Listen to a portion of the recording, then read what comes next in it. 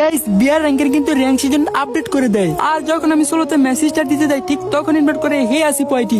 এ নিলয়, আমরা বিয়ার র্যাঙ্ক খেলবো, তুমি কি খেলবা? হ্যাঁ খেলা যায়, কিন্তু এই বটটাকে। এটা হলো হ্যাকার, আকাশে উইরে 2 মিনিটের মধ্যে সবগুলো এনিমিরে খতম করে লাইবো। না ভাই তাহলে তোমাদের সাথে খেলবো না, হ্যাকার নিয়ে গেম খেলো কেন? আরে ভাই তুমি কি বলো নাকি? হ্যাকার নিয়ে খেলার কারণ একটাই, লবি অনেক হাট পড়ে তো তাই। দূর মিয়া, তোমাদের জন্য তো এই গেমটা নষ্ট হইতেছে। এই হ্যাকার নিয়ে গেম খেলে দেখি তো অনেকে গেম খেলা ছেড়ে দিতেছে। এই হালার পুত, আমাদের জন্য মানে হাজার হাজার প্লেয়ার হ্যাক ইউজ করে খেলে, তা আমরা খেলে সমস্যা কি?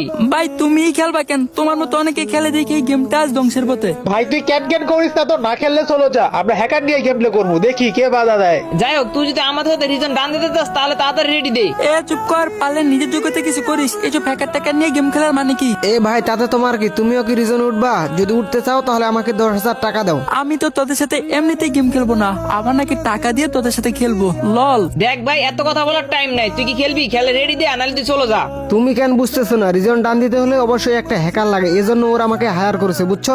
না ভাই ভুল কথা, রিজন ডান দিতে ভালো একটা স্কট এর নিজস্ব স্কিল লাগে। ভাই তুই ঠিক বলছোস, কিন্তু আমাদের এই স্কিল নিয়ে তো আর রেজিয়ন ডান